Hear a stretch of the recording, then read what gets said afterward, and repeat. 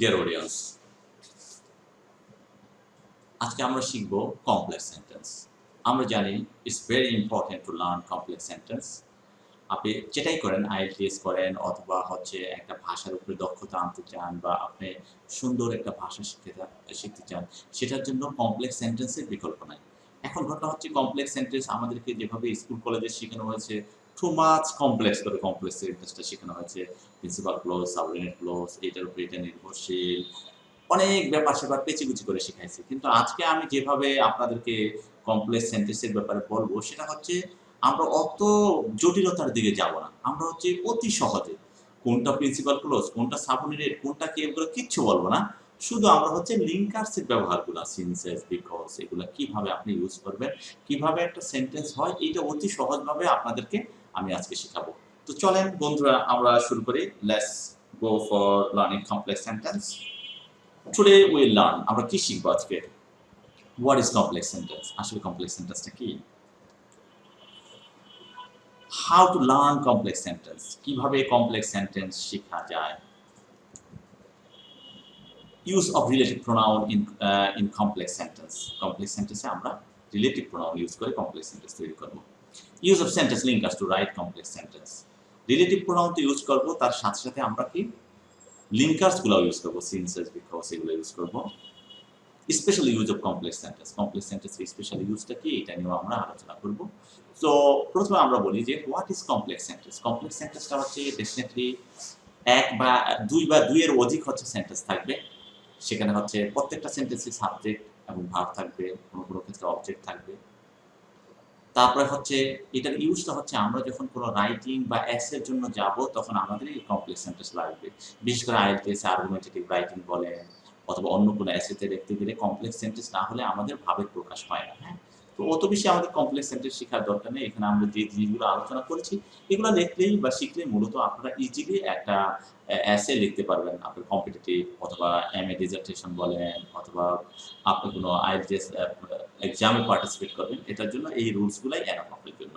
So let's start. Complex sentence linkers, আমরা আগেই বলেছি যে লিঙ্কার্সগুলি আমরা শিখব। সেই লিঙ্কার্সগুলি কি? Use of since, as, because, এগুলো সবগুলোর অর্থ হচ্ছে যেহেতু। তারপর ইউজ অফ দো, অলদো, যদিও। ইউজ অফ ইফ, যদি। Use of so that, so that এর ব্যবহার আমরা শিখবো, এটার অর্থ হচ্ছে যাতে। Use of relative pronoun, who, K, in which, কোনটিতে, হোয়ার, কোথায়, ওয়েন, কখন, ওয়াই, কেন, হাউ, কিভাবে, হাউ মাচ, কি পরিমাণ, হোয়াট অ্যাবাউট, কি সম্পর্কে, আরো অনেক আছে, হুম, হুজ, হুইচ। আমরা এই জিনিসগুলি আজকে শিখবো, যেগুলো গুরুত্বপূর্ণ। এই লিঙ্কার্সগুলি, এই রিলেটিভ প্রোনাউনগুলি আমরা শিখবো। Let's start. Use of since, as, because, এই তিনটা আমরা শিখবো। তিনটার অর্থ একই, যেহেতু। আপনি সিন্স ইউজ করতে পারেন, অ্যাজ ইউজ করতে পারেন, বিকজ ইউজ করতে পারেন। যে কোনো, সবগুলোর অর্থ একই, যে কোনো একটা ইউজ করলেই হয়। কোনো কারণে কোনো কিছু করতে পারা বা না পারা বোঝাতে সিন্স ইজ বিকজ ইউজ হয়। সিন্স ইজ বিকজ দিয়ে সেন্টেন্স শুরু হলে প্রথম সেন্টেন্সের পরে কমা বসবে। আমরা এটা দেখবো যে প্রথম সেন্টেন্সের পরে কমা বসবে। সিন্স ইজ বিকজ সেন্টেন্সের মাঝে বসলে কোনো কমা হবে না। এক্সাম্পল, যেহেতু সে অসুস্থ তাই সে কথা বলতে পারে না। এখন দেখেন, এখানে যেহেতু আর তাই যদি আপনি বাদ দেন, দুইটা সিম্পল সেন্টেন্স পাচ্ছি। মূলত সিম্পল সেন্টেন্স জোড়া দিয়ে আমরা কমপ্লেক্স সেন্টেন্স তৈরি করি। সে অসুস্থ, সে কথা বলতে পারে না। যেহেতু আর তাই, এই দুইটা মিলে একটা অর্থ হচ্ছে আইদার সিন্স অথবা অ্যাজ অথবা বিকজ, যে কোনো একটা বসাইলেই হবে। এখন আমরা দেখি, যেহেতু আর তাই সিন্স এর বিকজ, যে কোনো একটা বসাইলেই হবে। সে অসুস্থ, সে কথা বলতে পারে না, এইটা হলো দুইটা সিম্পল সেন্টেন্স। এখন দেখেন, এটা আপনারা সবাই পারবেন। He is sick, he can not talk. এইটার সামনে এখন অ্যাজ বসান অথবা সিন্স বসান বা বিকজ বসান, যে কোনো একটা বসাইলেই কিন্তু এটা কমপ্লেক্স সেন্টেন্সটা হয়ে যাচ্ছে। As he is sick, he cannot talk. দেখেন, he is sick, he cannot talk. As he, এখন as টা যদি আমি মাঝখানে দিই, sick এর পরে দিয়ে দিই অথবা cannot, দেখেন, he cannot talk as he is sick, মাঝখানে দিলে কমা হবে না। আর যদি দুইটা আমি আলাদা আলাদা বোঝাতে চাই সেন্টেন্স, তাহলে আমাকে কমা দিতে হবে। এই হচ্ছে সিন্স এস বিকজ এর ব্যবহার। আপনি এগুলা সহজেই শিখতে পারবেন। দেন কাম টু ডু অলদো, দুইটার অর্থ একই, যদিও আপনি ডু অথবা অলদো যে কোনো একটা ইউজ করতে পারেন। আমার মতে হচ্ছে দুটা ইউজ করে হচ্ছে আপনাদের জন্য বেটার। কোনো দুর্বলতা বা অক্ষমতা স্বীকার করে কোনো কাজ করার ক্ষেত্রে ডু অলদো ইউজ হয়। আমি স্বীকার করে নিলাম যে আমার এটা দুর্বল সাইড আছে, আমার এটা স্ট্রং সাইড আছে। ওই ক্ষেত্রে আমরা ইউজ করি। যেমন যদিও সে মূর্খ তথাপিও সে জ্ঞানী। সে স্বীকার করে নিচ্ছে সে মূর্খ, আবার সে কিন্তু জ্ঞানী। অনেক মানুষ দেখবেন যে অক্ষর জ্ঞান নেই, বাট অনেক জ্ঞানী, ইন্টেলিজেন্ট, হ্যাঁ, বুদ্ধিমান। এখানে আসলে জ্ঞানী না হয়ে আমরা জ্ঞানী দ্বারা এখানে বুদ্ধিমান বুঝিয়েছি। হ্যাঁ, জ্ঞানী তো বই পড়া ছাড়া জ্ঞানী হয় না, এখানে বুদ্ধিমান হবে। এখন দেখেন যদিও আর তথাপিও অর্থ হচ্ছে তো। যদিও তথাপিও হচ্ছে দো অর অলদো। এটা বাদ দিলে সে মূর্খ সে জ্ঞানী। আগে সিম্পল সেন্টেন্স গুলা করবে। সে মূর্খ সে জ্ঞানী। সে মূর্খ ইংরেজি হচ্ছে হি ইজ ইলিটারেট, আর সে জ্ঞানী হচ্ছে বা সে বুদ্ধিমান হচ্ছে হি ইজ ইন্টেলিজেন্ট। সে মূর্খ সে জ্ঞানী, এটা ইংলিশটা আমরা করবো he is uneducated he is intelligent. Though he is uneducated he is intelligent. তার মানে কি, শুধু এই সিম্পল সেন্টেন্স দুইটার সামনে যদি আমি দো বসিয়ে দিই তাহলে আমার কি কমপ্লেক্স সেন্টেন্স হয়ে যাচ্ছে। দেন হচ্ছে ইউজ অফ ইফ। কোন শর্তযুক্ত কাজ বোঝাতে ইফ ইউজ হয়। যদি আর তাহলে দুইটা মিলে হচ্ছে একটা ইফ। ইফ এর অর্থই হচ্ছে যদি এবং তাহলে। আলাদা করে দেন অর্থ তাহলে এটা বসানো আমাদের দরকার নেই। তুমি যদি আসো তাহলে আমি যাব।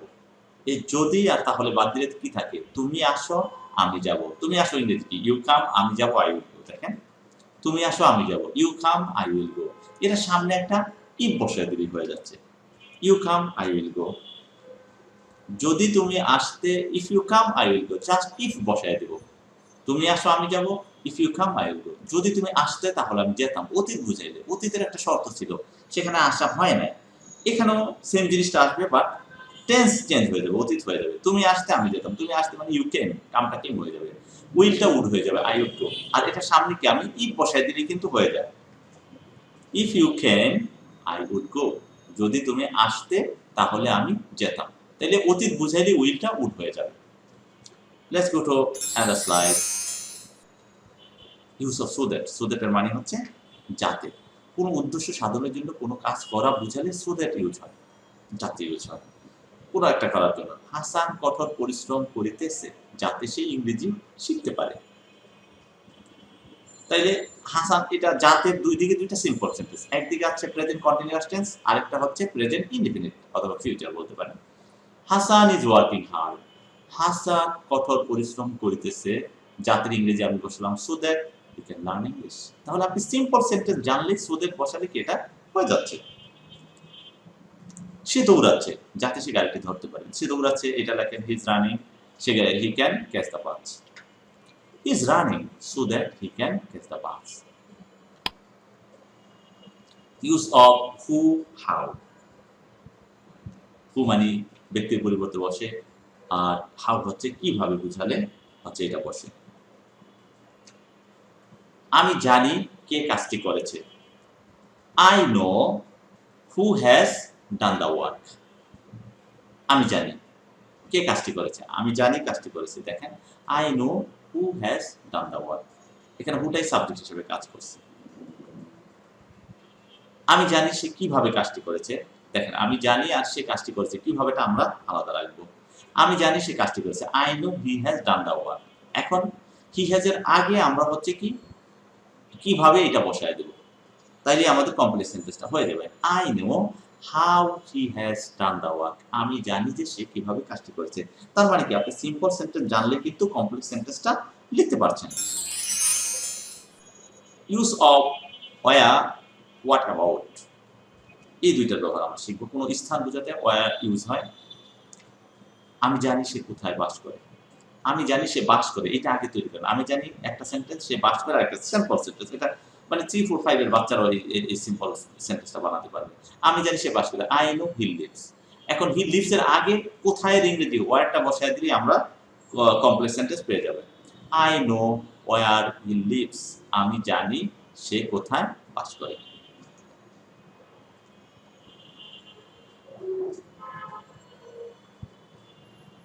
হোয়াট অ্যাবাউট, কি সম্পর্কে, কি ব্যাপারে।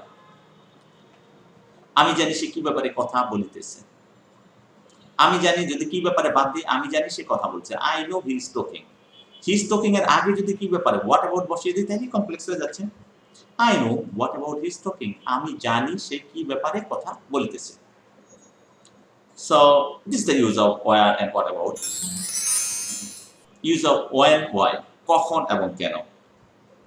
সময় বোঝাতে ওয়েন ইউজ হয়। আমি জানি সে কখন আসবে, আমি জানি সে আসবে, কখনটা পরে আমরা বসাবো।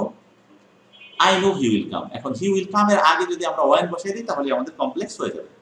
I know when he will come, আমি জানি সে কখন আসবে। সো এভাবে হচ্ছে সিম্পল সেন্টেন্সকে আপনারা কমপ্লেক্স ইজিলি বানাবেন। আমি জানি সে কেন কাজটি করেছে, I know he has done the work. কেনটা আমরা বাদ দিয়ে রাখলাম। তাই এখন হচ্ছে হি হ্যাজ ডান এর আগে যদি আমরা ওয়াইটা দিয়ে দিই তাহলে হয়ে যাবে। I no why he has done the work. Simple. Use of how much, in which. How much মানে কি পরিমাণ, ইন হুইচ মানে কোনটিতে। হাউ মাচ কি পরিমাণ, ইন হুইচ কোনটিতে।